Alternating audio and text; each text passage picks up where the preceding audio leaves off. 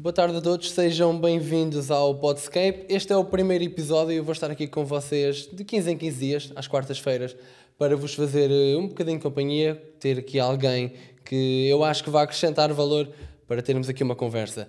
Nestes primeiros episódios, e porque estamos agora em tempo de campanha, não é? Vou ter aqui um convidado especial. Amanhã e sexta espero também ter hoje do Chega, não é? Exatamente. Queres-te apresentar um bocadinho? Claro, posso. Antes de mais, também, olá a todos. O meu nome é Ricardo Reis, sou dirigente nacional da Juventude do Chega, sou também coordenador autárquico do Chega de Odivelas e vim aqui também conversar um pouco contigo, também neste projeto que estás a lançar, e para o qual desejo desde já também a maior das sortes e parabenizo desde já. Sim, vou estrear, é uma honra poder estrear este teu projeto. E apresentações feitas. Em relação ao Podscape também, amanhã vamos ter um convidado do PSD e na sexta-feira da IEL, aliás, ao contrário, amanhã do PSD, não é? Como é que eu disse? Amanhã do PSD, amanhã do PSD da IEL, e na sexta da IEL, sim, exatamente. É isso mesmo.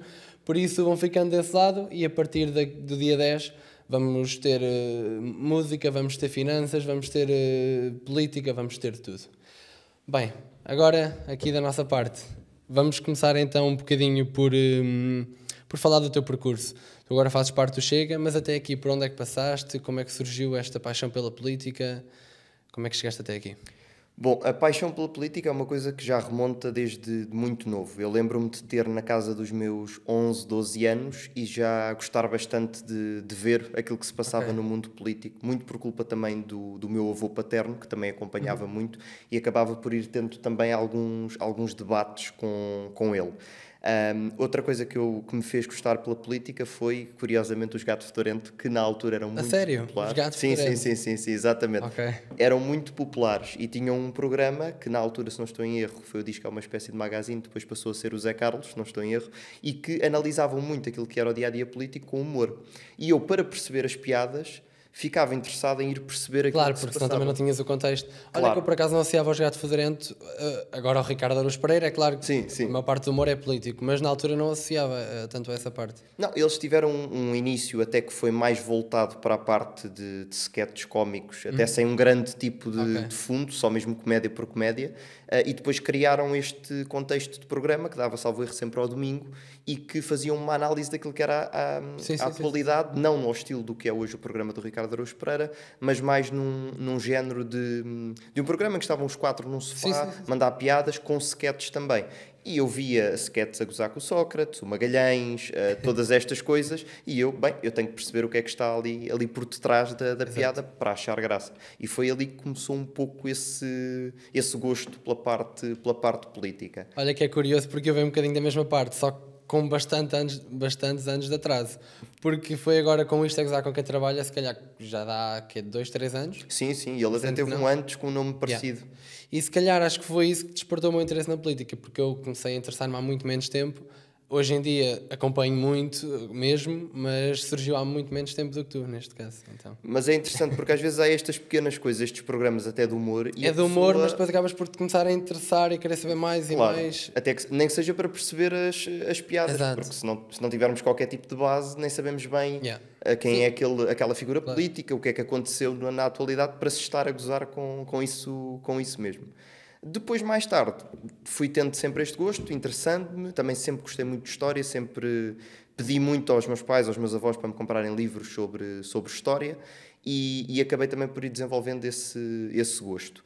Quando cheguei à faculdade, tirei o curso de Ciências Políticas e Relações Internacionais, na nova FCSH, um ambiente extremamente hostil para quem não se identifica com valores de extrema esquerda, nem é de centro-esquerda, é de extrema esquerda mesmo. É? Sim, imagina, eu ouço dizer um bocadinho isso, mesmo a nível das universidades, não digo todas, não estão tão dentro disso, mas não tenho essa experiência. É puxado, vou dizer, é um ambiente puxado porque é um ambiente muito radicalizado e até agora, e depois à frente posso falar mais disso, quando fomos enquanto juventude à FCSH também fazer uma ação, que até fomos com a nossa coordenadora, com a deputada Rita Matias, o ambiente hostil que enfrentámos, já quando eu lá andava aquilo era bastante hostil. Antes de eu entrar na faculdade, o professor Jaime Nogueira Pinto tentou ir lá dar uma conferência e os alunos não o deixaram entrar. Mas tu quando estavas lá já eras assumidamente do Chega? Ou se calhar na altura não havia. Eu entrei em 2017 no curso, saí em 2020, portanto ainda apanhou ali o Covid, portanto o final das aulas foi tudo remoto. Então neste momento, nessa altura, o mais à direita que tinhas era o CDS? Era o CDS, que Exato. foi exatamente onde eu me filiei em Ok, 2018, se não estou em erro, 2017, 2018, por volta dessa altura,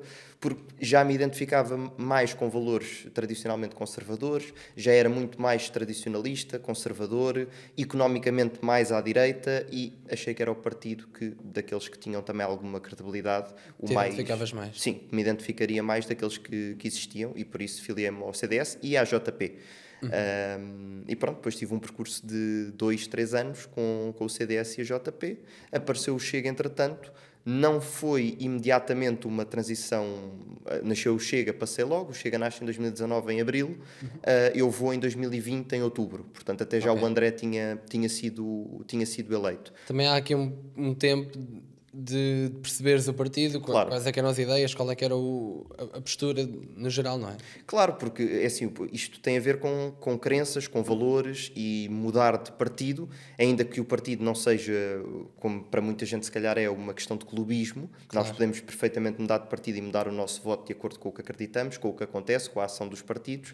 A realidade é que na altura eu comecei a analisar aquilo que o CDS era, o que o CDS estava a tornar, e aquilo que foi o aparecimento do Chega, mas também tive um período para perceber, deixa-me ver também aquilo que serão as bases do partido, como é que o partido vai crescer, porque os partidos, quando têm aquele boom, aquela explosão, muitas vezes há graves problemas. E acabam por mudar, porque aquela ideia inicial entre muita gente nova, não é? Acaba às vezes por se desvirtuar um bocadinho. Exatamente, e em todos os partidos há pessoas que se calhar entram com muito boas intenções, há pessoas que entram com más. Qualquer partido isto acontece. E às vezes conseguem desvirtuar um partido. Não foi, felizmente, o caso do Chega. Mas até te dou uma nota até interessante relativamente ao André Ventura.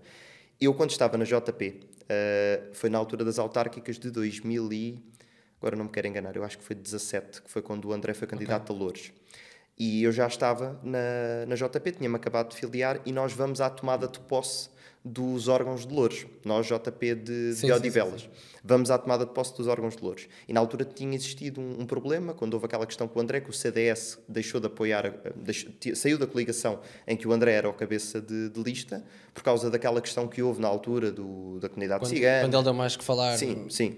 E eu lembro-me de termos ido depois ao palco, depois da tomada de posse, ao pé do palco, cumprimentar na altura eu creio que era o Pedro Pestana Bastos, que era o candidato que depois se tornou do CDS quando houve a separação, e eu lembro-me de ver o Ventura, que ainda não era o Ventura que é hoje em termos de reconhecimento nas ruas e na televisão, e eu lembro-me perfeitamente do cumprimentar, eu acho que é a primeira vez até que estou a contar isto, do cumprimentar, de lhe esticar a mão e de lhe dizer, assim muito rapidamente, uma conversa de segundos, de lhe dizer parabéns por ter a coragem de dizer o que toda a gente pensa. Eu lembro-me dele dizer muito obrigado, e depois eu, com os meus 18 anos, lá segui a minha vida e fui ter com os outros, mas lembro-me perfeitamente de lhe dizer isto. E já agora, isto por acaso nem estava na lista do que eu te queria perguntar, mas uma vez tocaste nesse ponto, naquele boom que só ouviu falar pelo André em maior escala pela primeira vez, que foi com essa história, com esse comentário dele.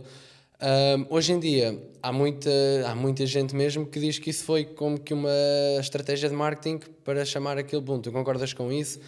Achas que foi? Achas que não? Ou foi um acaso ele ter essa sorte?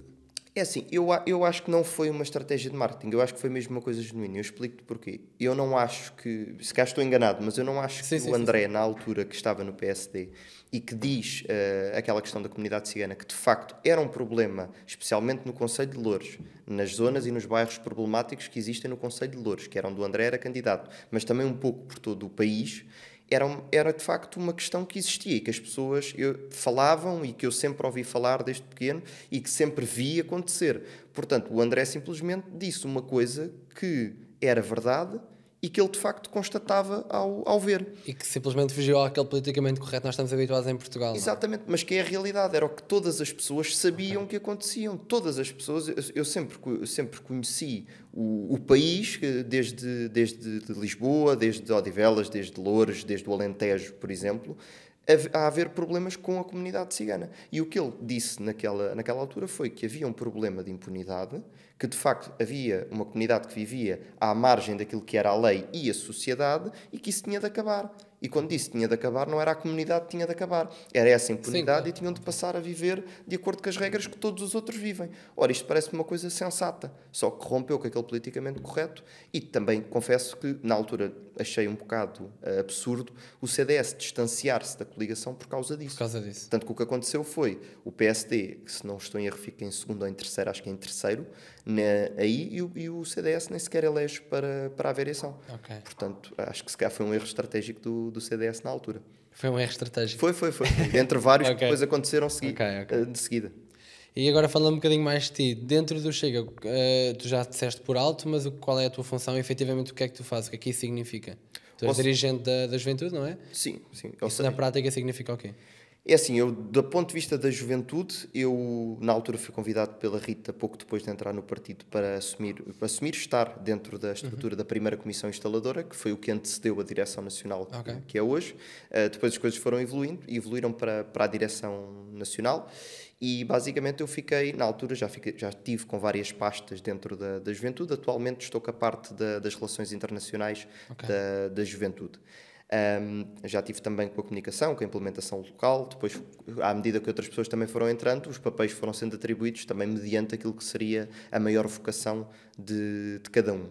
Basicamente, o ser dirigente nacional é estar na estrutura nacional da juventude, é representar a nível nacional os jovens do Chega e, acima de tudo, também tentar que mais jovens se juntem ao partido e tentar, acima de tudo, que a juventude cresça, que seja um apoio para o partido, mas, acima de tudo, uma instituição de referência para todos os jovens portugueses que se identifiquem e os que se venham a identificar no futuro também. E nessa altura em que decidiste sair do CDS e mudar para o Chega, qual foi assim os principais pontos que te levaram a isso? Te aproximou tanto ao Chega e às ideias que o partido defendia? Eu posso dizer uma história muito, muito breve, que eu acho que é engraçada porque aconteceu mesmo.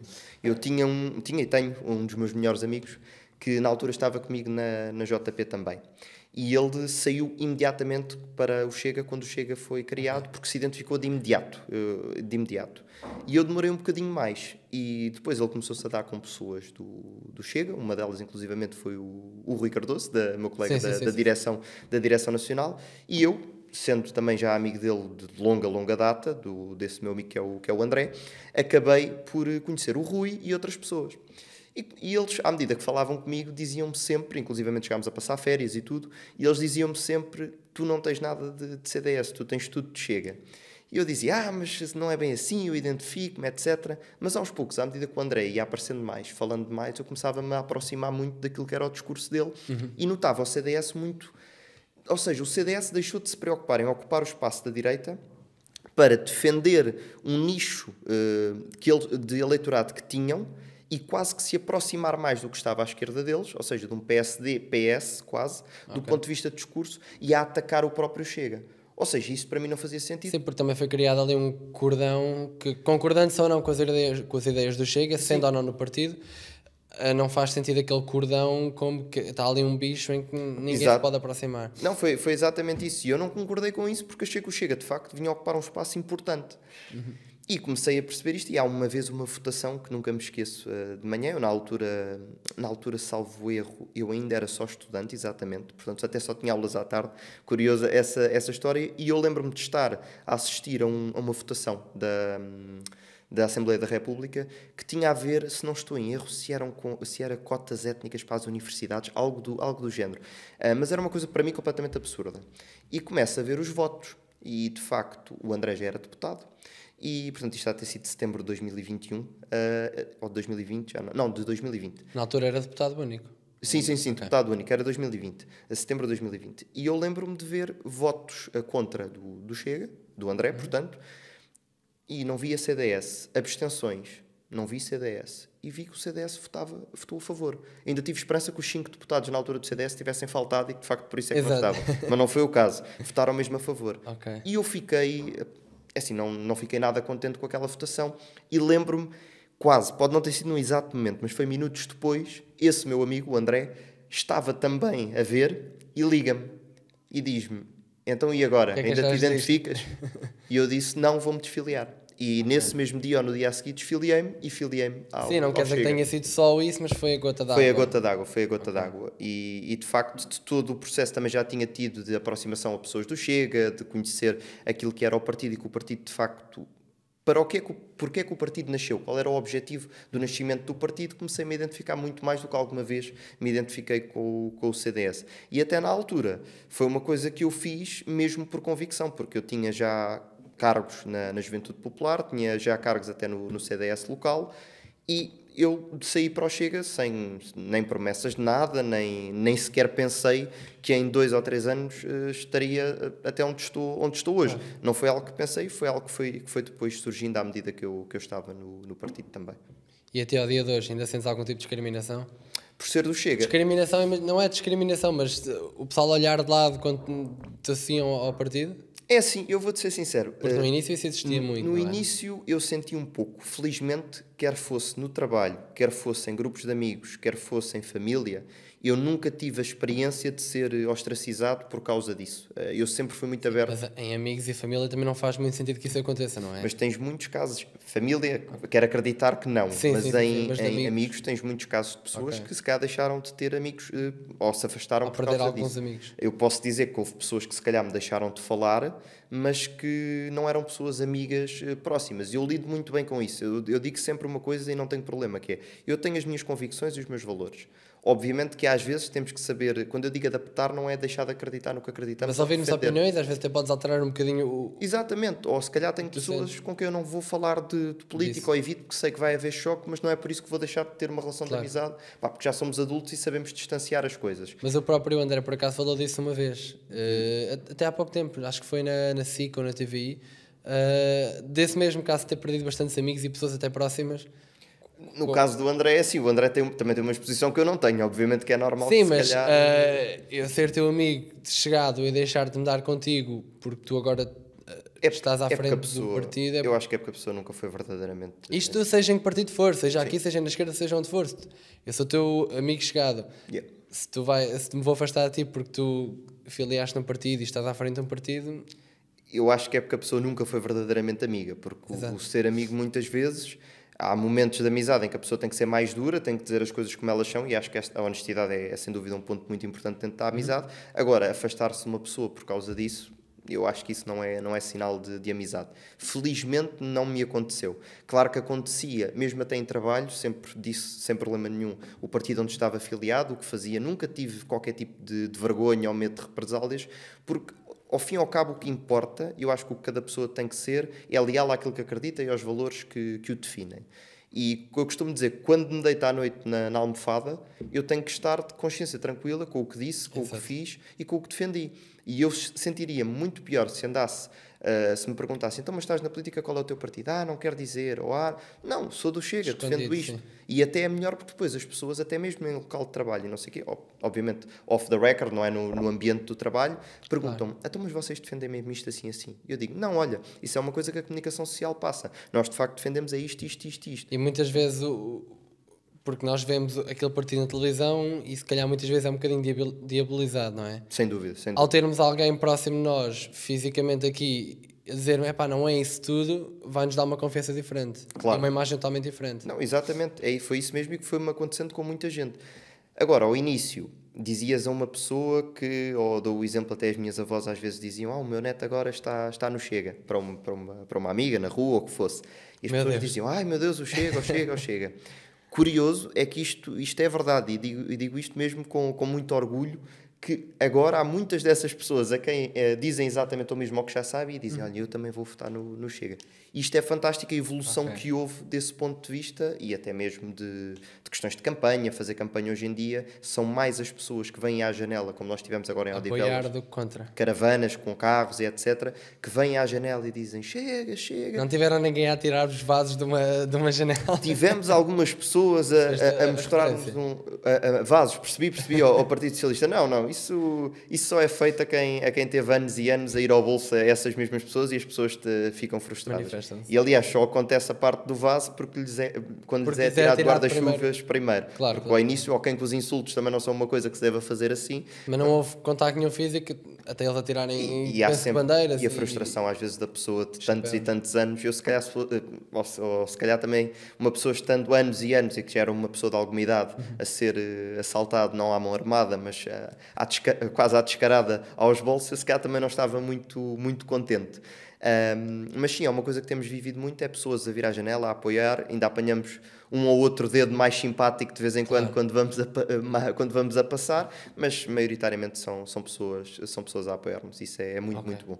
E mesmo ainda um bocadinho ligado a isso, estavas a falar dos votos, de ter ou não, assumir que se é de um certo partido, ainda achas que há voto envergonhado? Eu digo isto já para puxar um bocadinho para a parte das sondagens, porque no início, de certeza que havia muitas pessoas que se calhar até votavam no Chega, mas não o diziam, se alguém perguntasse. Achas que isso ainda existe, pelo menos em quantidade? É assim, eu acho que hoje há muito menos, mas eu acho que ainda existe. E acho que existe não daquelas pessoas que são assumidamente Chega e que já estão no partido há algum tempo, que até se filiaram e que têm mesmo um sentido de pertença muito grande ao partido, mesmo num sentimento de onda que pode de facto mudar o país. Há muitas pessoas e conheço vários casos, que são pessoas que sempre votaram PS-PSD, variavam entre um e outro, e que ao dia de hoje perceberam, bom, não gosto do Pedro Nuno Santos e o PS é o que é. O Pedro Nuno Santos acabou de sair do governo, fez o que fez, foi mandado embora praticamente, eu não posso votar no Partido Socialista. E a AD, ou neste caso o PSD e os dois amigos, que é o Nuno Melo e o Paulo Núncio, porque basicamente é isso que é a AD ao dia de hoje. A AD olham para o Montenegro e dizem, é como diz o Andrei muito bem, é frouxo. É frouxo. Eu ia buscar outra, como é que é, não... melhoral nem faz bem nem mal. Sim, assim o melhoral não faz bem nem faz mal. Ali é um pão sem sal. Portanto, também é um bocado mais do mesmo. Ok, qual é que vai ser a grande diferença de um governo do PS para um governo da AD? Claro que vão haver algumas diferenças. Claro que eu também acho que há mais credibilidade para governar na AD do que há no PS. Mas não acho que seja a mudança que Portugal precisa. Acho que Portugal vai ficar... Portugal, neste momento, é um pouco como o deputado federal do Brasil, o Tiririca, que é o pior do que está, já não fica. E neste momento, é um bocado estar um ou estar outro. Não vai mudar grande coisa. E, de facto, há muitas pessoas que dizem, bom, Portugal precisa de uma mudança drástica, radical, e quando digo radical não é para um extremismo, é uma mudança radical na raiz daquilo que são os problemas. Sim. E eu acho que aí essas pessoas olham para o Chega e dizem, eles são os únicos que de facto dizem as coisas como elas são, que batem nos problemas de frente, que dizem abertamente PS e PSD são iguais, e que depois também são os únicos que sempre se mostraram numa estratégia, num combate de ruptura, e que tiveram sempre contra si todos os outros partidos. E as pessoas estranham como é que todos os partidos, todos os comentadores, todos os jornalistas, como é que está tudo sempre contra o Chega? Sim, é verdade que tu vias os comentadores no debate e o Chega era sempre, o Ventura sim. era sempre quem estava em último, era sempre quem tinha ficado com a nota mais baixa. Ainda ontem, desculpa interromper, o Bernardo Ferrão está na SIC Notícias, salvo erro, num painel, ou na SIC, num painel, e estavam a avaliar o pior, eram os melhores do dia da campanha e os piores. Sim. Pior, André Ventura. Pior, André Ventura no dia anterior. Pior. Ou seja, nunca parece que o André está sempre mal, mas nas sondagens e nas votações cresce sempre. E isto é uma coisa interessante de perceber. E as pessoas ao início se calhar diziam, pois de facto o Chega é muito mau se calhar. Mas agora já dizem, não é o Chega que é mau. Há qualquer coisa que eles estão a tentar proteger que sabem que o Chega vai combater se lá chegar. Sim, no início as pessoas se calhar acreditavam muito mais no que as notícias diziam. Claro. Ao dia de hoje se calhar já começam a desconfiar que há ali uma implicância, ou que há ali alguma coisa que se calhar não bate certo. Não é? E devem desconfiar. Aliás, as pessoas devem desconfiar de tudo o que lhes é dito. Devem sempre questionar, devem sempre procurar saber mais e criar a sua própria opinião sobre tudo. Seja dito por um comentador, pelo PS, pelo PSD ou pelo Chega. Devem sempre procurar tentar saber. Mas quando há uma questão que é constantemente bater nos mesmos, alguma coisa está errada. E essa coisa não é em quem está a levar a pancada, digamos assim. O que está errado aqui é com quem é de facto alguma coisa que está por detrás, que está a ser protegido, e que PS e PSD têm o ónus de se defender a si mesmos nesta rotação de poder, porque há sempre coisas que ficam de uma governação para a outra quando há uma transição de partido, que o partido que chega também não revela, porque sabe que quando trocar outra vez o outro também não vai revelar. E isto tem sido a política nos últimos 50 anos. E é isto que o Chega vem ameaçar e vem tentar ser a ruptura com este, quando dizemos o sistema, é este tipo de sistema. Eu por acaso vi, não sei se tu tiveste a oportunidade de ver no podcast do Tiago Paiva, ele teve lá um rapaz do PS, não sei dizer o nome nem a função dele, mas não sei se por acaso viste. Por acaso não. E epá, é impressionante como nós vemos uma entrevista a alguém da esquerda na televisão, em que é sempre mais protegido, e ao ponto que vemos com o Paiva, que é assumidamente também de direita, não é? Não, whatever, E que não está partido for, amarrado mas é da por parte da nenhuma direita. televisão para dizer aquilo ou perguntar só aquilo. E ele esteve metade do debate completamente encurralado. Ele parecia uma cassete a descrever, a ler um teleponto do que tinha decorado. Sim, mas eu sou-te sincero, eu não vi, mas eu já tive a Mas olha, oportunidade. por acaso deverias ver. Não, mas agora que falaste devias nisso, vou Devias ver. Até estou curioso de saber quem seja. Não sei, pode ter sido o líder da Juventude Eu Socialista. posso tentar ver enquanto... Miguel Costa Matos, não. Eu posso tentar ver enquanto vais... Olha, vais-me dizendo outra coisa. Em relação também a isto, estavas a falar um bocadinho já da AD, eu ia-te perguntar também, entre a AD e L, que opiniões é que tens, o que é que tu achas que te identificas, que não te identificas? Achas que fazia sentido estarem juntos, trabalharem juntos num governo?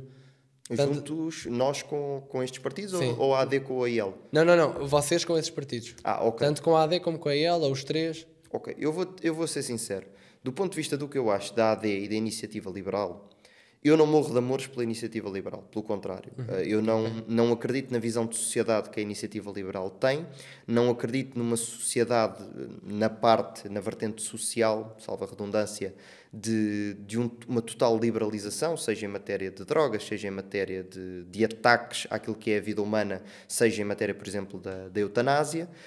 E também não acredito, por exemplo, naquilo que é a política migratória da Iniciativa Liberal, que é muito voltada para o ponto de vista empresarial. Ou seja, por exemplo, um país de fronteiras abertas tem muito mais mão de obra barata, que é oriunda de países, por exemplo, do Indostão ou até mesmo dos Palopes, e que vem para Portugal sem controle, com todas as implicações que isso depois tem no resto, na parte de insegurança, na pressão sobre os serviços de saúde, de habitação. E o que acontece é, para a Iniciativa Liberal, a visão que eles têm é mão de obra barata, mão de obra é essa que vai permitir às empresas pagar menos e ter mais lucros. Eu não consigo ver as coisas desta forma. Acho que temos que colocar sempre Portugal e os portugueses primeiro, mesmo que às vezes haja coisas que podem ser... Então, basicamente, tens de ter um equilíbrio um bocadinho maior em relação da parte económica e depois da social, não é? Claro, porque um país, isto é muito giro, dizer que vamos copiar a Holanda ou que vamos copiar outros países, mas os países não são iguais. A matriz cultural, a matriz histórica de cada nação é totalmente diferente. Mas, de modo geral, dentro da Europa, a matriz não altera assim tanto, não? Em algumas coisas, mas, por exemplo, em termos da própria população, o envelhecimento da população, a ligação que cada pessoa tem à sua terra. Aqui em Portugal, que se calhar noutros países é muito mais fácil existirem pessoas até mais velhas com uma visão mais globalista. Isto são diferenças culturais e de tradição e de sociedade muito grandes. Por isso é que, vamos lá ver uma coisa, a Iniciativa Liberal tem força, não se aproxima sequer daquilo que é a força do Chega, mas tem um partido que tem força em Lisboa, no Porto, e começa a ter em Setúbal, em Braga, se calhar ali a Aveiro, mais para aqui para o litoral, onde também o nível do ponto de vista financeiro dos ordenados são mais altos. Se tu fores ao Alentejo, ao Algarve, ao interior, à Beira, ao Minho mais à parte interior, tu não vês a Iniciativa Liberal com grande força.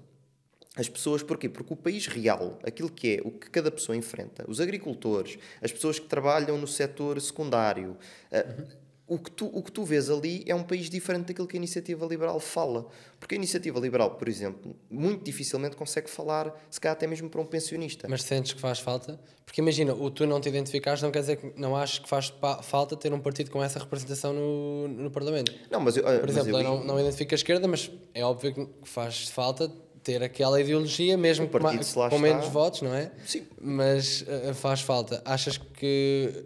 Porque aí ele também é um partido recente, que há 5, 6 anos não existia, certo? Sim.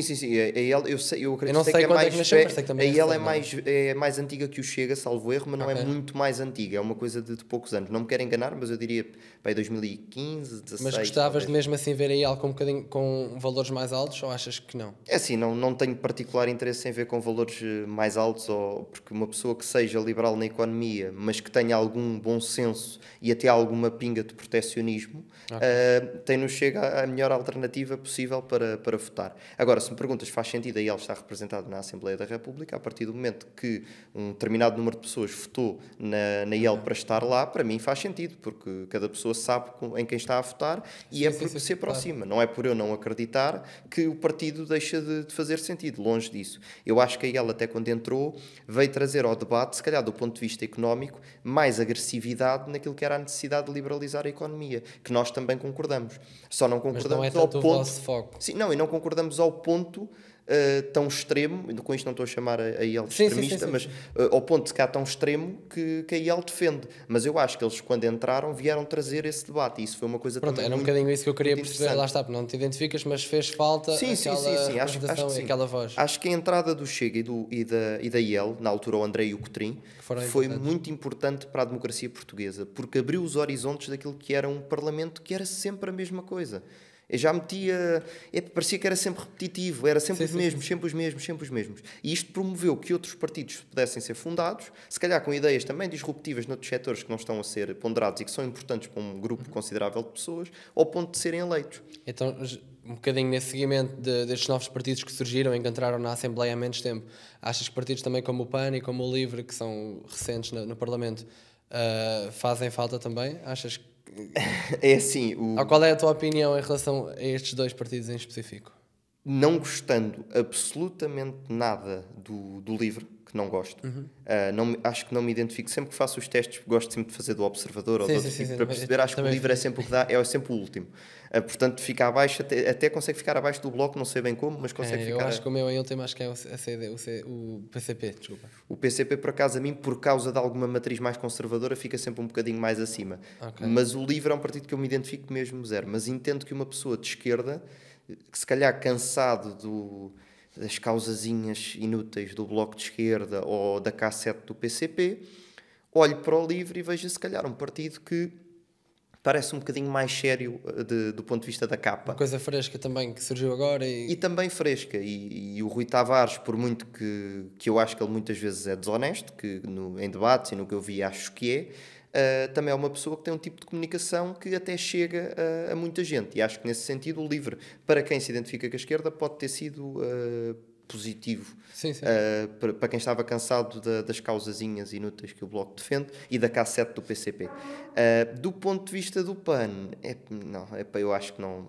Foi aquele partido que eu acredito genuinamente que as pessoas, quando elegeram o André Silva a primeira vez, eu quero tentar não ter eu quero tentar ter o mínimo de maldade no que vou dizer, mas eu acho que as pessoas estavam tão fartas de tudo que olharam para o PAN e disseram, bem, este é o partido dos cães e dos gatos, vou votar só por piada, e acabou eleito.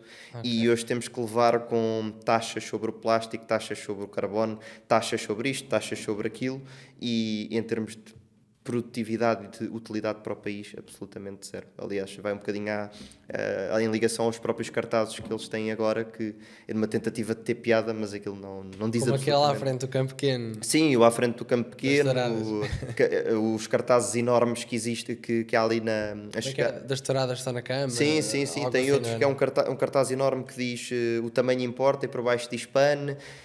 É um bocado... E também perderam, porque o André Silva, por muito que eu não concordasse, era muito melhor líder que a Inês Sousa Real. Portanto, também acho que aí ficaram a perder. Acho o PAN útil, não acho. Mas lá está, se houve pessoas para votar no PAN e se mantiveram lá, é porque há pessoas com... Olha, estávamos aqui a falar daquele rapaz do PS que esteve com o Tiago Paiva, é João Leitão.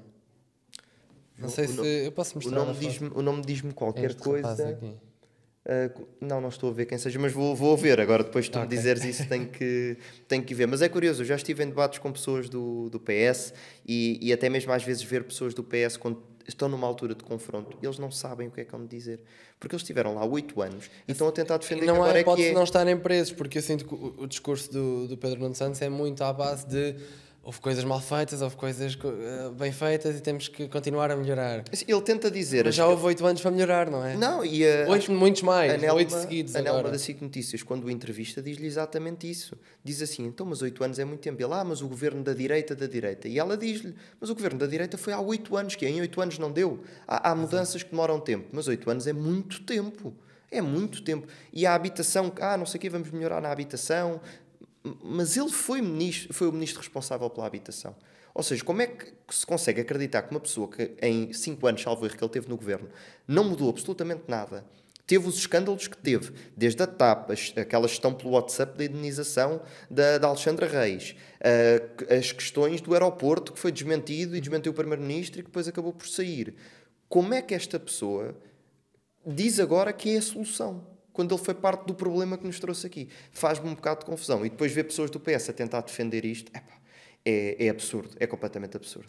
Só acho piada, por exemplo, no debate com o Montenegro, eu sinto que ele teve o debate todo numa de tu és frouxo, não, tu é que és. Não, foi um bocadinho isto, não e foi? ambos acertaram, são os dois frouxos, vamos por aí. Mas tivemos um bocadinho o debate todo nesta não, tu é que és, não, tu és mais.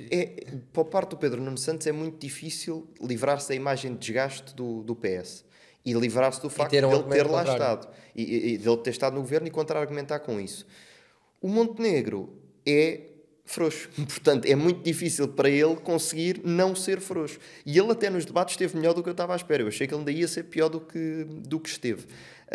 Houve debates que até esteve bem, com a Mortágua, por exemplo, até acho que ele esteve bastante bem, mas eu acho que pronto, são dois líderes que vimos os líderes que o PSD já teve, até os líderes que o PS já teve, e olhamos para estes dois e percebemos que aquilo está mesmo a dar resultados. Já agora, por curiosidade, uma nota rápida em relação ao Rui Rio, por exemplo, qual é que era a tua opinião?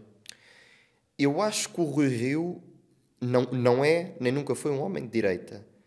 Acho que, em parte, tinha qualidades que o Montenegro se calhar não tem. Até, às vezes, num próprio sentido de Estado, que se calhar o Montenegro não tem. Agora, se me vais perguntar qual deles é melhor líder, eu achava à partida que o Montenegro iria ser, porque sempre o achei um homem mais à direita. Agora, comecei a ver a frouxidão, não sei se é assim até que se diz, que ele teve até à relação com o Chega, em relação a uma possível maioria de direita. Porque ele andou ali muito tempo a tentar evitar não dizer nem que sim nem que não é? Sim, mas quando foi mesmo encostado à parede, acabou por dizer que não. Então o que ele está a dizer às pessoas é, se houver uma maioria de direita, ou seja, se os portugueses decidirem que querem a direita a governar, porque dão uma maioria à direita, ele não vai fazê-lo. Ele não o faz. Então o que é que ele faz? Ou diz que governa em minoria e arrisca-se a governar muito pouco tempo, ou então, se o PS ficar à frente da AD, que é uma possibilidade, depois sabemos que as sondagens... E agora na última, houve uma altura que o PS subiu, agora o PS parece-me que está a voltar a... E da outra vez também estava um empate técnico e depois houve maioria absoluta do PS. Mas não parece... Não vai... Não, Deus nos livre que isso aconteça, não é isso que eu estou a dizer. Mas há a possibilidade do PS ficar à frente da AD. Não, a esquerda não vai ter maioria para governar, isso é certo. Agora, se o PS ficar à frente da AD e depois está o Chega em terceiro, destacadamente, ou até mesmo muito próximo da AD, e depois a iniciativa ou o bloco tanto faz, depois com uma diferença mínima, o que iria acontecer aqui há duas opções. Ou há governo à direita, com o Chega, ou há governo do PS com a AD a suportar. Portanto, o Montenegro pode ser o responsável pela morte política definitiva do PSD. A meu ver, se viabilizar um governo do PS. Por isso é que eu acho que o próprio Montenegro se deixou chegar a esta situação, quando podia ter logo assumido, se houver maioria à direita É porque ele agora está um bocadinho entre a espada e a parede, porque se ele permitir ao PS governar, ou ele tem um excelente resultado, não é? Sim. Ou então, se permitir ao PS governar, vai-se estar a encostar o PSD cada vez mais à esquerda, não é? Sim, e ele... Mas se, por outro lado, for ter com o Chega... É uma quebra total da palavra dele, não é? Porque se ele disse que não, frente a frente com o André, eu acho que ele... se ele agora for dizer que se fosse ligar com o Chega, é uma quebra brutal. Sim, acho que aí a palavra dele também ficava colocada completamente em causa. Ou seja, valia zero. Agora, por isso é que eu acho que se ele for realmente uma pessoa que tem sentido de Estado, que tem sentido democrático daquilo que as pessoas querem, se ele assumiu que não se coligava com o Chega, se a AD ficar em segundo e houver uma maioria à direita, eu acho que ele não pode, enquanto líder do PSD, viabilizar um governo do PS. Acho que não, tendo dito que não se coligava com o Chega, só tem uma opção, que é afastar-se da liderança e deixar uma pessoa que de facto esteja com predisposição para entendimentos e para dar às pessoas o que elas querem, que é um governo à direita, assuma o PSD. Eu acho que é a única hipótese que ele tem para sair com a sua honra e com a sua palavra intacta. Agora, ele saberá o que irá fazer. Mas é muito fácil nós termos o PS a permitir o governo da AD só para o AD não ter a necessidade de ir recorrer ao Chega. Há a possibilidade do contrário, do Chega meio que permitir um governo nada minoritário e ir aguentando esse governo. O André tem dito relativamente a isso uma coisa que me parece de quem de facto tem sentido de Estado e daquilo que as pessoas desejam. Se a AD ficar em primeiro, ganha as eleições com minoria e for irredutível naquilo que é a negociação com o Chega vai ser um partido... Vai analisar caso a caso? Caso a caso, claro. Ou seja, vamos também apresentar certamente aquilo que são as nossas propostas e o que achamos que deve constar no programa de governo e em cada orçamento. O PSD terá o ónus de decidir o que quiser, porque é o partido mais votado, e depois o Chega agirá em conformidade. É tão simples quanto isso. Porque para nós, vamos lá ver uma coisa, não temos nenhuma... Nós queremos tirar o PS do governo. Isso é uma missão que nós temos. Porque o PS faz mal ao país. Sim, isso é a base e é o mínimo. Sim. Agora, se o PSD se provar igual, o nosso combate é tanto ao PS como ao PSD. Isto que não esteja... Só há uma coligação e uma lealdade que o partido nunca vai perder, o Chega. Que é às pessoas, é aos portugueses. Agora, se o PSD vai para lá fazer igual ao PS, é indiferente estar o PS ou o PSD. É indiferente. E vamos ser oposição a esse governo. Se realmente quiserem mudar, se estiverem predispostos a ouvir, a negociar... Okay. Aí já é diferente, porque se vão ignorar quase 20% ou 20% do eleitorado, também não me parece que sejam muito democráticos, não é? Exato. Bem, vamos aqui então mais uma, deixa-me ver a seguir. O Chega sempre teve, desde o início, e eu já tinha um bocadinho neste ponto, mas não muito, uma atitude mais agressiva, certo? Sim, ou seja, sim, agressiva, disruptiva, mas sim, eu entendo o que é que é. Mas eu sinto que agora, nos últimos tempos, eu sinto que houve aqui um abalo. Houve uma altura que ficou um bocadinho mais calmo e agora parece-me que está a voltar a ser mais agressivo outra vez. E eu falo principalmente do discurso do André, que é a cara principal do partido. Isso tem alguma estratégia ou é simplesmente um acaso do que vai acontecendo? Eu acho que o partido, quando aparece numa ótica... Eu vou usar a expressão agressiva porque não estou a ver com maldade, estou a ver numa ótica... Sim, eu também não estou a dizer com maldade. Eu entendo. De não ser tão frouxo como tu disseste ainda agora há pouco. Não, porque se fôssemos frouxos já lá estavam os outros todos. Então nós entramos com uma ótica de... As pessoas estão cansadas quando o partido aparece. As pessoas querem que se dê um murro na mesa, literalmente. As pessoas querem que haja uma ruptura com isto. Na altura não eram 50 anos, era um bocadinho menos, mas de sempre do mesmo. E esses 50 anos não é a democracia, é aquilo que a democracia se foi tornando em termos do sistema que se foi montando dentro do sistema democrático. Portanto, o que o partido fez foi romper com isso. E em alguns casos isso foi conotado com mais agressividade do ponto de vista do discurso, mas para mim a agressividade é não ser politicamente correto, e o politicamente correto trouxe-nos àquilo que estamos hoje, que é um lamaçal tremendo do ponto de vista de crescimento do país. Depois, o que tu dizes de mudança do discurso, é assim, eu acho que houve temas que se calhar nós começámos a trazer mais à agenda, em que se calhar também não quase nunca tinham sido falados, ou não, sim, ou não com a devida atenção. Sim, porque vamos também ver uma coisa, nós estamos agora numa ótica de... O partido, quando aparece, a eleição do partido, nunca ouvimos o André dizer que ia ser governo na primeira eleição. Claro. Agora, mesmo na segunda, o grande objetivo era crescer e ser a terceira força. Nós agora apresentamos-nos e somos cada vez mais um partido de governo, porque cada vez mais pessoas confiam em nós, também o partido amadureceu, pessoas do também partido há a necessidade de alterar um bocadinho o discurso, em certa forma. Eu digo isto porque estou numa primeira eleição com 5, 6% do eleitorado, é um nicho muito mais específico. A partir do momento que estás nos 20 e queres continuar a crescer, tens que largar muito mais o teu discurso para pessoas que se calhar estão mais um bocadinho ao centro. Sim. E o André foi muito acusado em alguns debates até de estar a ser um bocadinho socialista em algumas medidas. Isso foi... Achas que isso é verdade, não é? Ou está um bocadinho relacionado a essa necessidade de alargar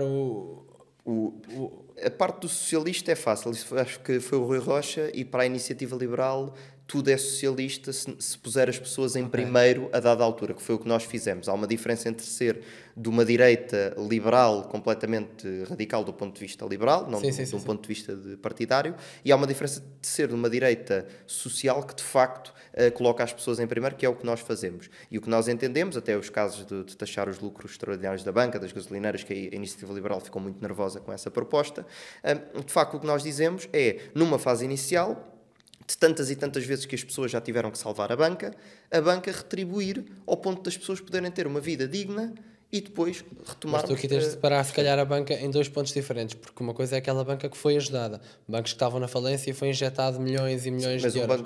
Mas esses bancos, acho que faz todo o sentido terem que devolver aquilo que foi investido, não é isso? Acho que deveria ser óbvio. Sim. Agora, um banco privado que sempre fez a sua vida, sempre teve o seu negócio, nunca teve uma ajuda externa, faz sentido ser taxado, porque se tu conseguiste ter a tua empresa e hoje produzires mais lucro, é porque tens o mérito disso. Achas que faz sentido seres mais taxado? É assim, eu acho que numa fase inicial, numa fase de necessidade de equilibrar as coisas do ponto de vista social e das pessoas também poderem conseguir comprar uma casa, comprar alimentos, comprar medicamentos, que é uma coisa que cada vez mais é mais difícil, acho que faz sentido que haja essa contribuição. Acho isso numa ótica não perpétua, mas numa ótica de equilibrar as coisas. E acho que essa taxa ou esse...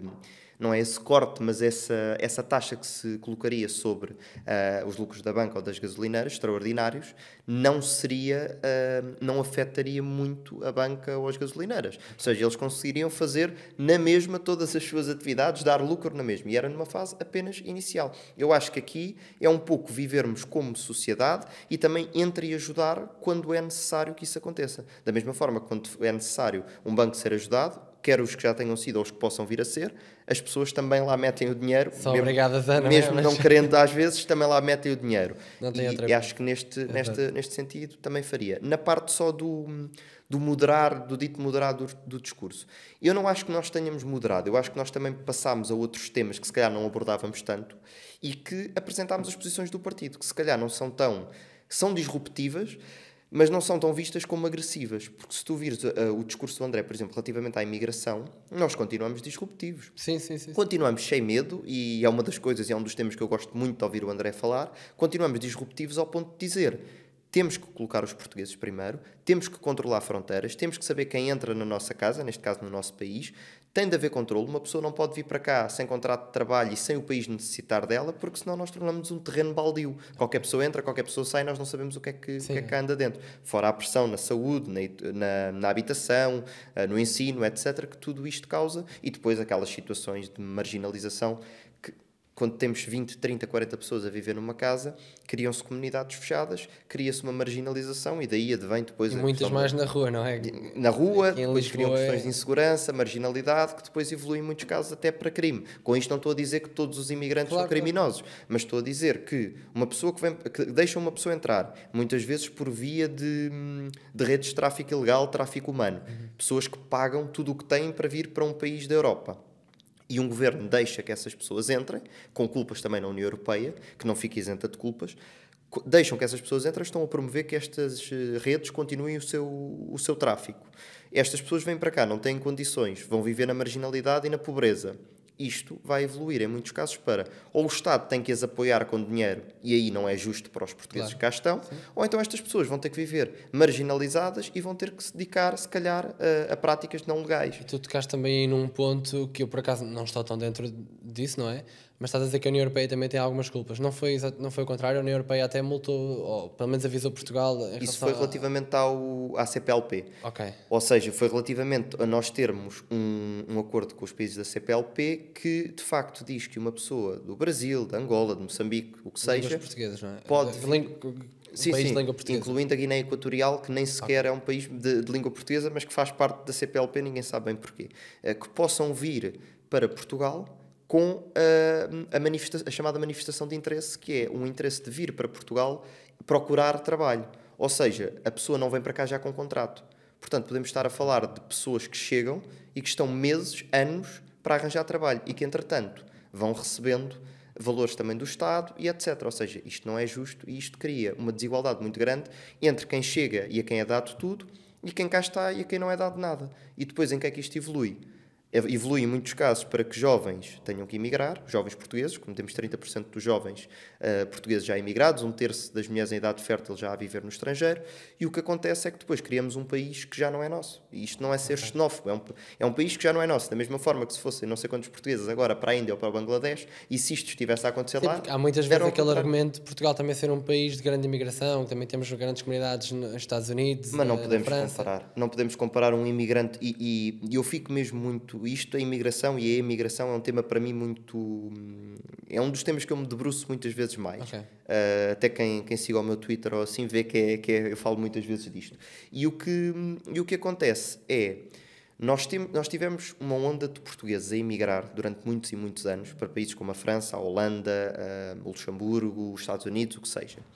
E nós temos muitos candidatos hoje, da esquerda principalmente, o Bloco, o PS, etc., que dizem, querem colar a imigração que chega a Portugal à nossa imigração. Os nossos portugueses, quando foram lá para fora, os meus familiares, que são muitos, que foram lá para fora, chegaram à Holanda, chegaram à França, chegaram ao Luxemburgo, a primeira coisa que foram à procura foi de trabalhar. Eles não pediram nada a ninguém. Não foram bater à porta do Estado e dizer eu quero uma casa, um carro, quero X para comida. Não. Viveram, em muitos casos, em sítios desumanos ou que eram muito... E achas que também faz diferença a semelhança da cultura? Porque Exatamente, isso era o segundo ponto que eu ia... que vai para a França ou que vai para a Índia é completamente diferente. A diferença de cultura, o choque cultural. E tu vês a evolução que os nossos portugueses tiveram lá fora. Hoje, um português que foi para a França, não são todos obviamente, mas muitos portugueses que foram para a França trabalhar, se calhar nas obras ou trabalhar em trabalhos mais primários, digamos como assim. Como porteiros, etc. Que há bastante essa...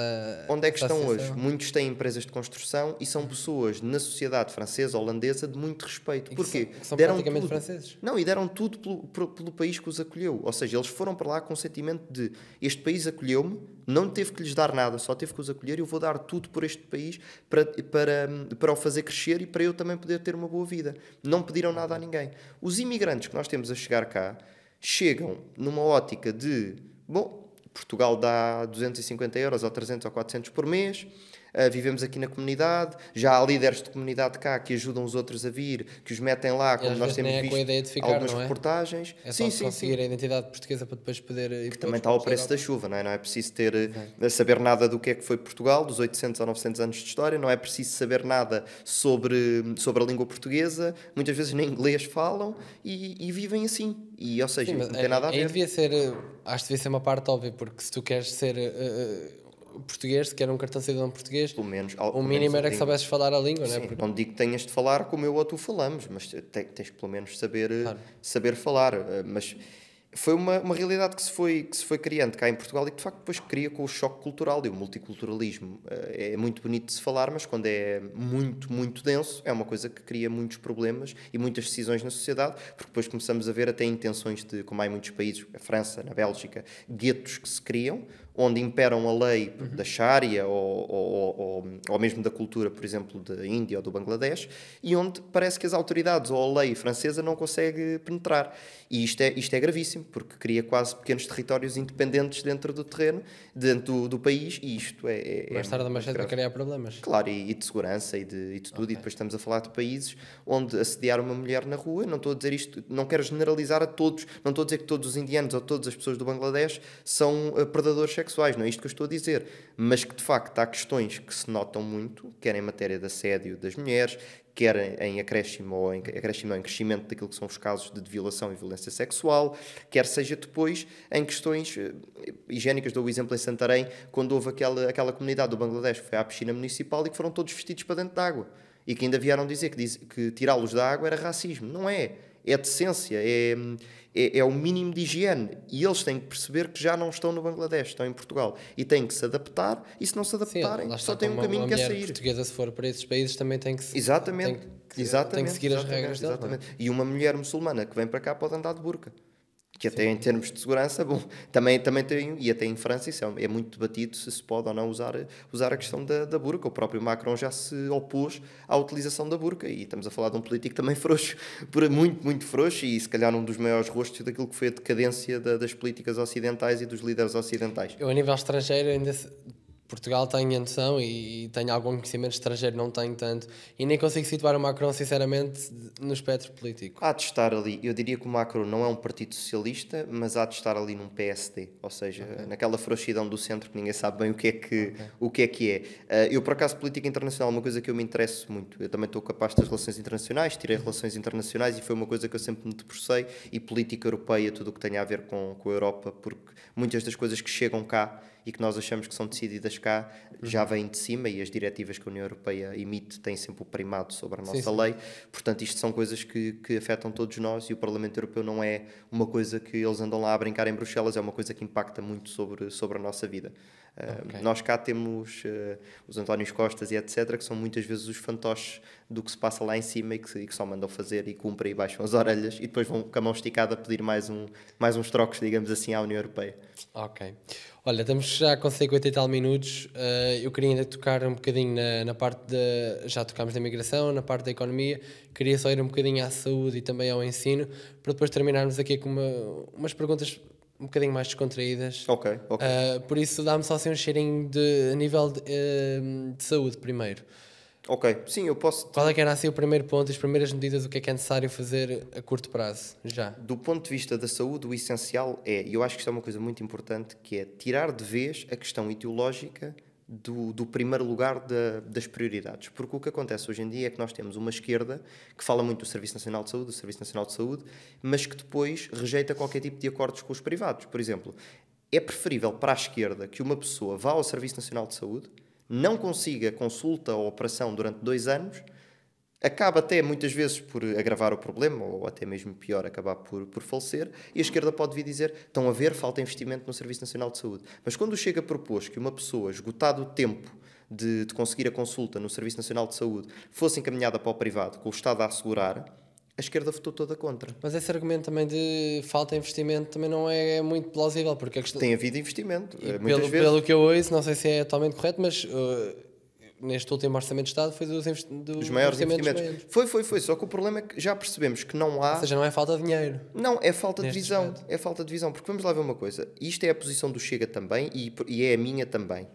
Que é, o importante na saúde, para mim, é que a pessoa seja tratada. Se o Estado tiver que assegurar junto do privado o pagamento que a pessoa não consegue pagar para ser tratada, o importante é que a pessoa seja tratada. A pessoa tem que estar no centro da importância do ponto de vista da saúde. Não é a cegueira ideológica, não é.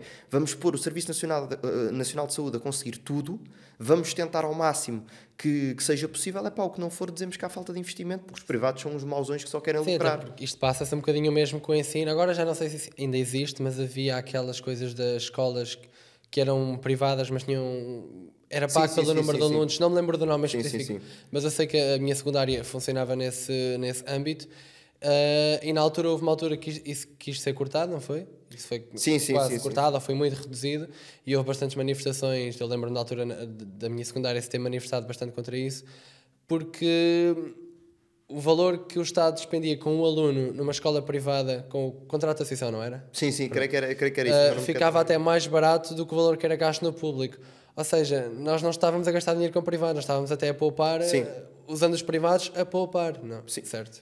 Se calhar era melhor gerido. Deixa-me só concluir, que eu também não quero abusar do tempo, mas só concluir uma coisa da saúde, da parte da proposta do Chega, que acho que é importante. O que nós queremos, muito resumidamente, é que haja um Sistema Nacional de Saúde em que haja cooperação entre o público, o privado e o social, para que a pessoa possa ser tratada independentemente do sítio, independentemente das possibilidades financeiras, porque a pessoa tem que estar no centro, ok? E depois também é uma questão de gestão daquilo que são os desperdícios, muitas vezes feitos em cargos que o Ministério da Saúde e o Serviço Nacional de Saúde têm hoje em dia, e também em questões de desperdício orçamental que todos os anos o Ministério da Saúde dá e que podem ser melhor aplicados.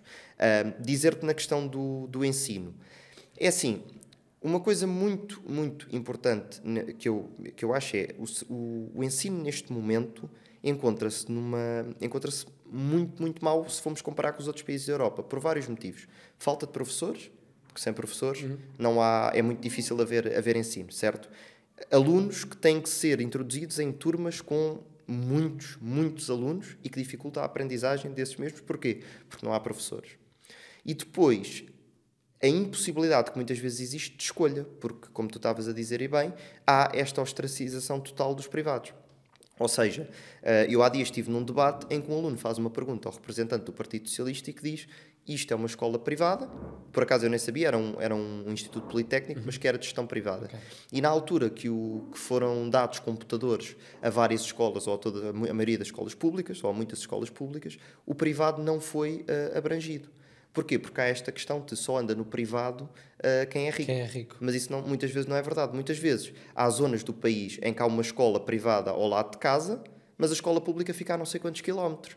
Claro. Ora, compensa-se que há muito mais para a família colocar... Mesmo tendo que pagar algum valor, claro. Se calhar o que se ia gastar em transportes. Exatamente. E depois também tem a vantagem, muitas vezes, turmas mais pequenas, consegue ter um maior acompanhamento, etc. Portanto, o essencial para o ensino prende-se primeiro com a questão dos professores. Devolver aquilo que é o tempo integral de serviço dos professores. Nós propomos em 4 anos, 25% todos os anos, porque temos que valorizar a profissão de professor, porque os professores é quem ensina, forma, quem educa são os pais, mas quem ensina são os professores, e é extremamente importante que existam os professores e que se sintam também valorizados.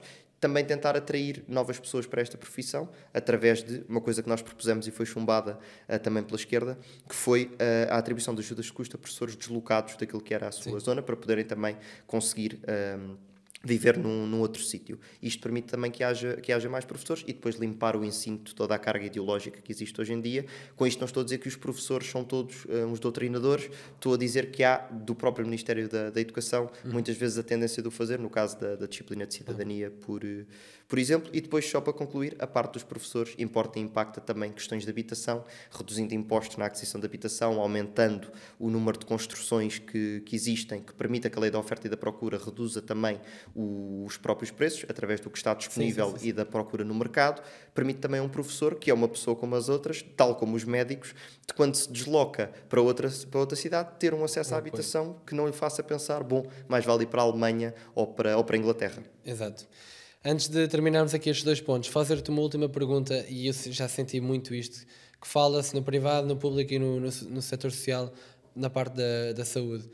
O privado e o público é óbvio o que é que é. O que é que é o social? O social está muitas vezes ligado a questões também de IPSS e etc., que muitas vezes também conseguem fornecer cuidados de saúde. Tens casos de IPSS até ligadas à Igreja Católica, por exemplo, que também funcionam em muitos casos como atendimento médico, e é essa parte também que pode muitas vezes... Mas essa parte social é diferente do público?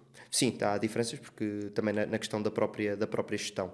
E muitas vezes, tu tendo a opção, se calhar, de ser atendido no setor social, consegues não entupir o público, não ir ao privado, e tens a opção do social. Porque se todos cooperarem, tu tens os 3 raios de ação daquilo que é o serviço de saúde, o serviço médico, disponível. E entre ajuda, não uma competição. Exatamente, que é bom e exatamente. Não tem que te estar a diabolizar, por exemplo, o privado por causa da questão do lucro. Porque, lá está, a esquerda preocupa-se mais que um privado lucre um bocadinho com o tratamento de uma pessoa, e que até o Estado a assegurar e não é a pessoa, do que a pessoa vai ser tratada, que é o que interessa em última análise. Sim, lá está, porque aqui a questão não faz mal haver lucro se a pessoa for tratada e por vezes se calhar até melhor. Não é? Eu não tenho problema nenhum. A pessoa podendo pagar a pessoa é uma coisa. Não podendo o Estado que possa, através de cooperação, conseguir assegurar que a pessoa é tratada. Não vejo qualquer tipo de problema. E no final a pessoa tem aquilo que de facto foi lá procurar, que é um tratamento e, de facto, o acesso à saúde. Porque dizer que há acesso gratuito à saúde, mas depois chegar ao Serviço Nacional de Saúde e estar 2 anos à espera de uma consulta, bom, não sei até que ponto isto é mesmo acesso à saúde. Mas já existe um bocadinho essa parte da colaboração entre o público e o privado.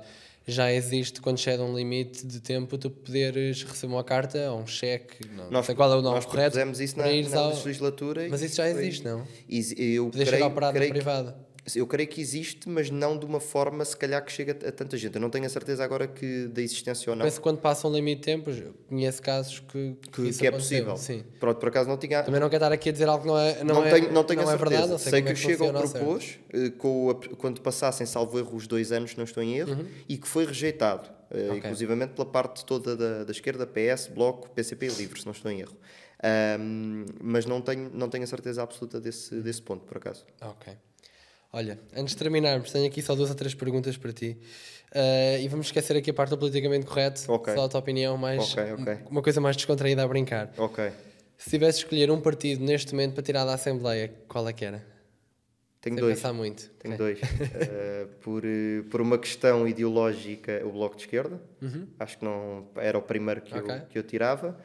E se pudesse tirar o Partido Socialista por tudo o que já fez ao país, pela teia de corrupção que existe, também tirava, mas se tenho que dizer eu diria o Bloco de Esquerda. Ok. E agora ao contrário, dos partidos sem assento parlamentar, se tivesses que escolher um para entrar no Parlamento, qual é que escolhias? Tentar pensar aqui nos não sei se conhece. Tenho, eu vejo também o conhecimento que eu tenho foi do debate. Também te vejo sempre. É só o que eu sei acerca desses partidos. É assim, eu acho que não há nenhum partido dito pequeno, com o devido respeito, que ao mesmo nível que existia... Não é tão apreciativo. Não, ao mesmo nível que existia na altura que o Chega e a Iniciativa Liberal entraram. Não sei se algum neste momento poderia fazer uma grande diferença. Até mesmo os de direita que apareceram, estás-me a pôr aqui numa pergunta complicada. Se tivesse que dizer um... Sim, o nome. É assim, vou ser um bocado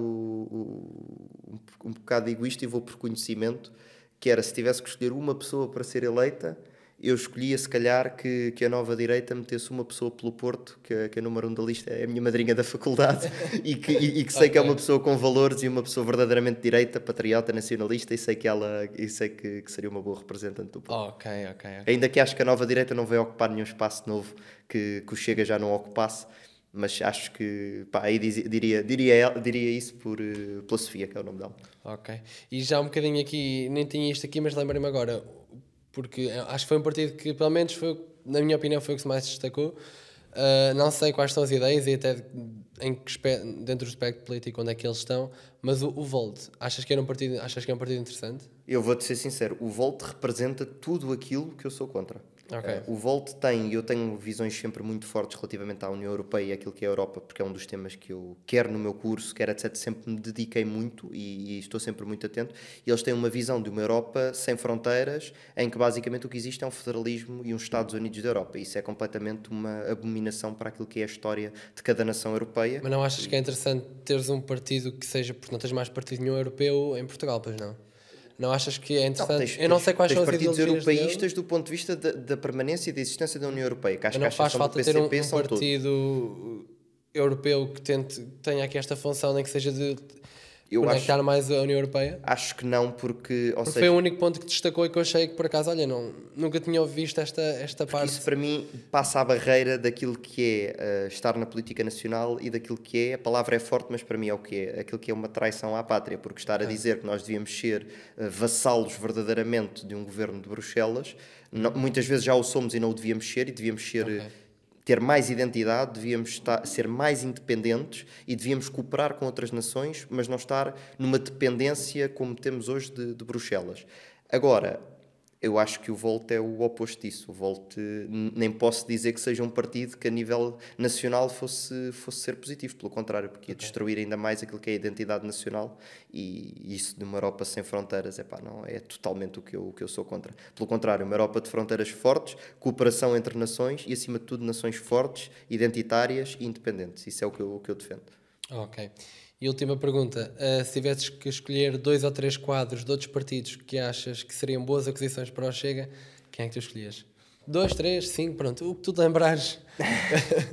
Estava aqui a tentar pensar em certas pessoas. É assim, vamos lá ver uma coisa, há políticos e há pessoas que eu admiro por vários tipos de características que têm. Não sei se isso os faria bons políticos no Chega, ou se iriam adaptar.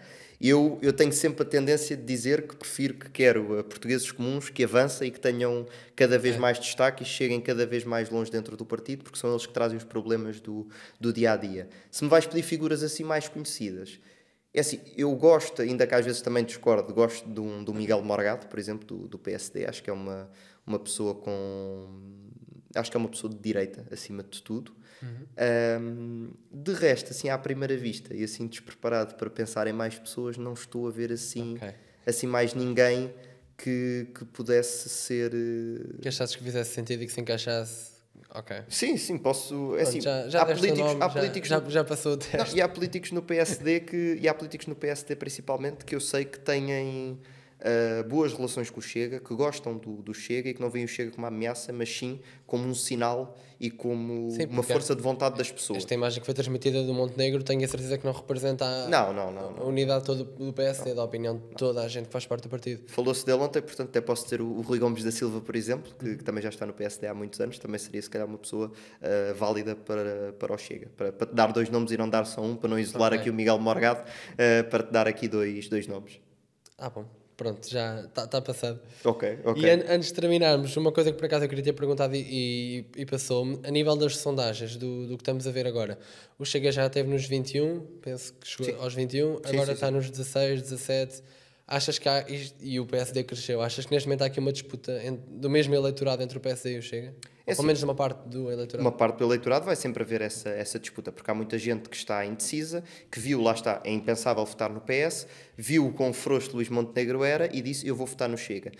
mas que com o dia-a-dia, também não podemos esquecer que as sondagens são 600, 500 pessoas por Pois, dia. eu também sinto que 600 pessoas, porque tu numa sondagem para ser credível, tu tens que ir a todos os aspectos da população, idade, sexo, Claro, localização, claro. e é impossível ires a tudo isso com 500 pessoas. Penso Sim. que não será muito... Não é muitas vezes muito demonstrativo, mas é o que temos para tentar também medir aquilo que é... Que podem ser as eleições. Eu acho que sim, que há sempre uma disputa de eleitorado e que vai ser sempre o partido com quem nós disputamos mais eleitorado, especialmente aquelas pessoas que são chamados indecisos, que na altura ora votavam PS, ora PSD. Que ainda há muito. Sim, e que agora estão naquela, bom, será que voto nos mesmos? Ou voto no Chega para dar uma oportunidade? Quando o André diz que quer uma oportunidade, o que ele está a querer dizer, gostava de concluir mesmo com este raciocínio, o que ele está a querer dizer é, nós tivemos uma classe política que se divide principalmente PS e PSD, que esteve no governo durante 50 anos. E se tu reparares, os ministros são quase sempre os mesmos. O candidato, salvo erro, por Viana do Castelo, do PSD, é o Aguiar Branco. Há quantas legislaturas teve o Aguiar Branco? Um possível ministro da Administração Interna que foi apontado da AD é o Miguel Relvas. É assim, são sempre os mesmos. E as pessoas, e quando nós dizemos deem-nos uma oportunidade... Mas não é possível algumas pessoas pensarem um bocadinho que isso pode-se passar com o Chega, porque as pessoas não nasceram agora, não é? E muitos dos quadros do Chega vieram do PSD e do CDS. Do CDS. Mas não há ali quadros que tenham sido ministros ou secretários. Havia militantes, muitos deles até de base, sem sequer terem qualquer tipo de cargo conselhio ou qualquer cargo distrital. Sim. A filiação, pronto, estou a tirar um pouco disso, porque era impossível eles estarem filiados ao Chega se o Chega não existia. Eu acho é que, quando nós dizemos deem-nos uma oportunidade, o que nós queremos passar é, se os outros falharam em 50 anos, se já percebemos que nós andamos sempre neste lodo, neste fim nesta ponta da cauda, como se costuma dizer, os portugueses que deem uma oportunidade ao Chega e ao André de mostrar que podemos fazer aquilo que propomos. E o André disse uma coisa, que eu estava lá quando foi à Universidade Católica, à televisão, que eu achei que era realmente um grande sentido de responsabilidade que ele tinha, porque ele disse, deem-nos a oportunidade. Se nós em 4 anos não cumprirmos, castiguem-nos na eleição seguinte. Vocês têm a faca e o queijo na mão para decidir. E em 4 anos, se as coisas não correrem como acham... Sim, ele aí está-se mesmo a dar o corpo às balas. Sim, ou seja, castiguem-nos. Mas primeiro, antes de nos criticarem, deem-nos a oportunidade de o fazer. Porque os outros já tiveram várias e falharam sempre. E não tenham medo, como eu já ouvi, mas isso fazem pior. Garanto-vos que pior do que o PS fez, eu acho que é impossível. É completamente impossível. Eu não sei se há partido que pudesse fazer pior. Quer dizer, se o Bloco de Esquerda ou algo assim, isso seria muito pior. Se tivesse um governo sozinho, o Bloco. Sim, mas do que tivemos até hoje, muito dificilmente alguém conseguiria fazer pior que o PS. E garanto que nós faremos aquilo que prometemos, e se não fizermos, por algum motivo, castiguem-nos. Mas deem primeiro essa oportunidade ao André e ao Chega. E não achas que veio algum eleitorado também do PS para o Chega? Acho. Aquele eleitorado que votou... Não quer dizer que sejam de esquerda, simplesmente são pessoas que estão... Não têm ali esquerda ou direita. Houve pessoas que se sentiram traídas na altura pelo Passos Coelho. Eu tenho vários exemplos de família, de amigos, de mais velhos, claro, nessa altura, que votaram em Pedro Passos Coelho, principalmente familiares. Depois, na segunda eleição, votaram em António Costa, porque o António Costa tinha uma imagem... As pessoas olhavam para o António Costa como uma figura fofinha da política, digamos assim, que o Pedro Nuno Santos não tem, nem de perto nem de longe. E votaram no António Costa como quem diz, o Passos Coelho cortou, mesmo muitas vezes não tendo a cultura de perceber o porquê dos cortes. Atenção. Eu acho que há aqui uma ideia um bocado errada. Sim, ele foi muito longe, se calhar foi mais longe do que o que devia ter ido. Mas em muitas coisas ele não podia fazer mais. Foi o legado que o PS de Sócrates lhe deixou. E é o que o PS aí sinto muito que é transmitir uma ideia errada de que tudo o que aconteceu é culpa do Passos Coelho. É a narrativa deles que é completamente errada. Passam 8 anos, as coisas estão na mesma ou piores, e eles continuam a dizer que a culpa é do Passos. Dentro das caras do PSD até hoje, o Passos Coelho não está a dizer nada errado, é se calhar dos que mais estão por cima até ao Chega, dos mais direita dentro do E talvez PSD. O melhor líder que o PSD teve nos últimos, sei lá, quantos anos. E teve o azar de vir quando o Sócrates deixou a Troika e ter que levar com aquela aquela bagagem toda que vinha atrás. Exatamente, e as pessoas que votaram muito no António Costa porque... Mas há muitas pessoas que não percebem isso, não há? Não. Porque eu ainda no outro dia vi um Montenegro com algumas senhoras mais idosas a falarem com ele e constantemente a dizer... Porque é que trouxeste o Passos Coelho? Porque é que depois... Mas ele é que nos tirou tudo, e o Costa é que veio dar qualquer coisita, que pouco, mas ainda sobe. O problema das pessoas, isto é uma coisa que eu às vezes tenho que explicar muito a familiares mais velhos, é que se lhes dissermos eu vou-te dar agora mais 50 euros todos os meses, mesmo que as coisas à volta estejam mais caras, 200 euros, portanto a pessoa fica a perder, eles dizem, ele deu-me 50 euros. Está Sim, bem, sim, sim, mas sim, os medicamentos em vez de verdade, 10 custam isso é 20. verdade. E as pessoas têm muito esta noção. Às vezes têm que perceber um bocado melhor aquilo que é. E o PS pega muito por essa narrativa do desconhecimento das pessoas. Mas eu acho, sinceramente, que houve muita gente que Daquela passou para falta o de literacia PS. financeira também. Sim, sim, sim, sim. E as pessoas passaram para o PS muito por causa desse engano. E agora perceberam o que era o PS e estão a pensar, bem, mas voto no PSD outra vez, isto depois é sempre o mesmo. E se calhar está na altura de dar uma oportunidade. Por isso é que eu acho que nas eleições haverá uma surpresa do ponto de vista Mas o daquilo Passos que é o Coelho foi um crescimento. problema para o Chega, não foi? Porque este aparecimento do Passos Coelho, acho que como o Montenegro é se calhar mais central ou até um bocadinho mais à esquerda, É frouxo, é tal palavra. ao aparecer o Passos Coelho, se calhar é das figuras mais à direita do PSD, Sim, e veio mais respeitadas do PSD. e até com muitos discursos, se calhar mais semelhantes ao que o Chega já disse, na parte da imigração, etc. Pode ter roubado algum eleitorado nesta não, é claro que é sempre uma vitória 17, 15, 14, 20, é sempre uma vitória para o Chega, Mas tendo em eu conta a acho que última ele, eleição. eu acho que Mas ele, veio roubar aqui um eleitorado em relação às eleições que tínhamos tido, às eleições não, às sondagens, eu não acho que ele de tenha há 2 roubado. semanas. Eu não acho. Eu acho que ele, acima de tudo, veio dar razão.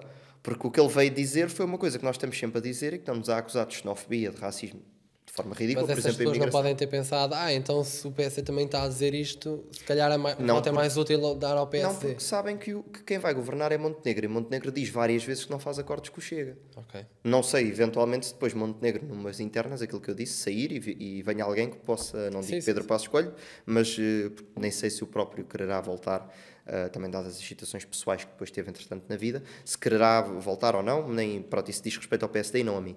Mas eu acho, acima de tudo, que ele veio dar razão ao Chega, porque as coisas que nós defendíamos e que nos acusavam, há pessoas até do PSD que dizem que de facto é a realidade. E quem tenha 2 dedos de testa e veja o mundo e veja o país, percebe que é a realidade. Nós andamos hoje, só para também terminar esta questão da imigração, andamos hoje numa rua de Lisboa ou dos subúrbios, por exemplo, de Odivelas, e o que nós vemos é, isto não é o sítio onde eu cresci.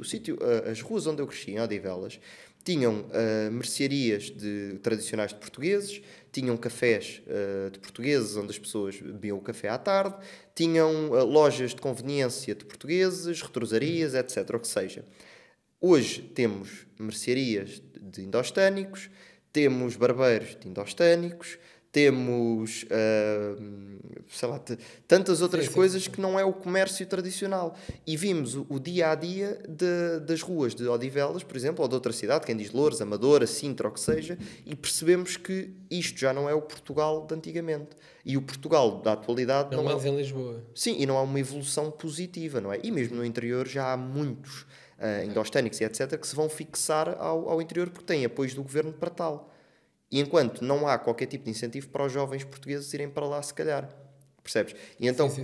esta dita substituição populacional, que é uma coisa que existe, não é uma teoria da conspiração, muita gente o diz, mas não é, é de facto nós estarmos, e para terminar, a deixar que saia o melhor que nós temos, que são os nossos jovens, aquilo que pode garantir o futuro e a sobrevivência portuguesa, no futuro e do país, e a deixar entrar pessoas oriundas de sítios que não têm qualquer ligação à nossa cultura, nem à nossa herança cultural, e que de facto vêm para cá e aos poucos vão se tornando a maioria, descaracterizando o país, e depois com todos os problemas para a habitação, para a saúde, para o ensino, para a segurança, e criando de facto quase uma colónia do Indostão, neste canto à beira-mar que sempre foi nosso e que em 800 anos e ou 900 anos sempre foi tão portuguesa, salvo obviamente aquele período espanhol de ocupação, mas que mesmo assim nós corremos com eles, portanto não estava a mencionar esse bocado. Olha, isto a gente pergunta, conversa puxa conversa, dá para ficarmos aqui 2 ou 3 horas.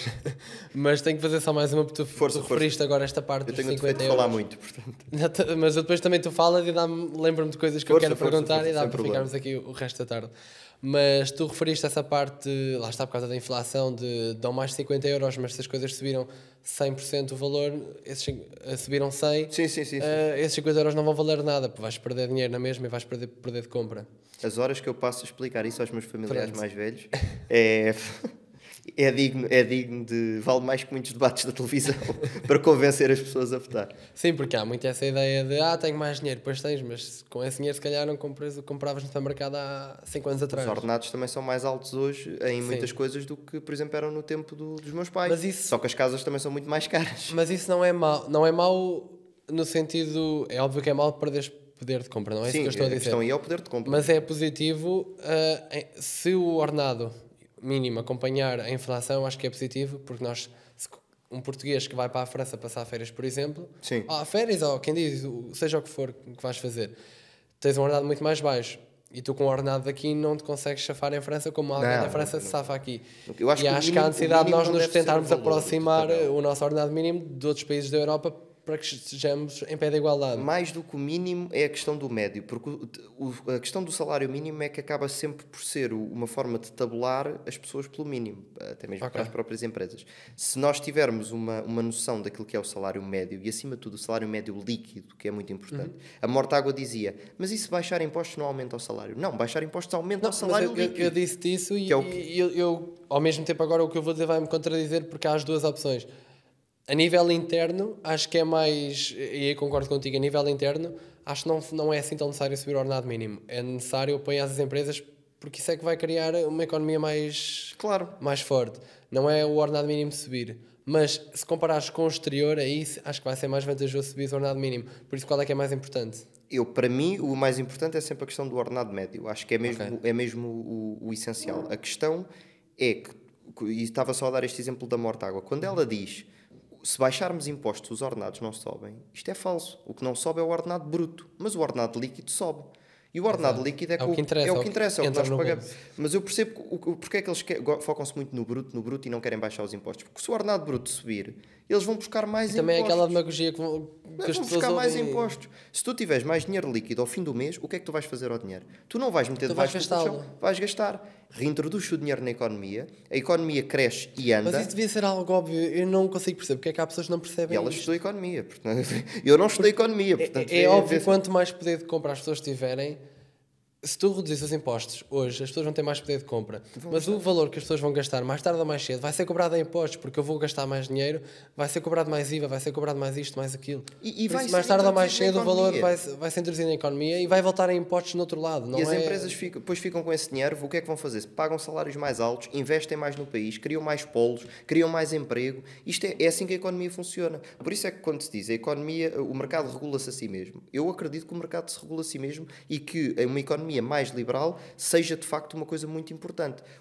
E aí é que me difiro e o Chega se difere da iniciativa liberal. O que nós achamos, perguntar isso agora. O que nós achamos é que de facto tem de haver sempre também algum controle e temos que ter também uma noção de proteger as frações mais frágeis da sociedade, como por exemplo os idosos, daí as nossas propostas para equiparar as pensões mínimas ao ordenado mínimo. Tu não podes ter idosos que vivem com 200 ou 300 euros. Ninguém vive assim. Depois tens idosos a viver em situações completamente deploráveis e são pessoas que trabalharam uma vida inteira, que educaram os filhos, educaram os netos, contribuíram tanto para a sociedade e que são tratados como bichos. E é por isso importante que tenhamos a noção que às vezes é preciso sermos, se calhar, menos ultraliberais e compreender que temos que ajudar isto para a sociedade num todo evoluir. Agora, não é com isto dizer também que temos que entrar numa sociedade em que tudo seja regulado, controlado, impostos para o Estado, porque o Estado é que é o papai e fornece tudo. Não, isso não dizer isso. Nesse caso, surgiu agora há pouco tempo, pelo menos, ouviu-se falar há pouco tempo do Chega também querer subir o ordenado mínimo para 1.000 euros. Não tenho ideia de até quando? Era no final da legislatura?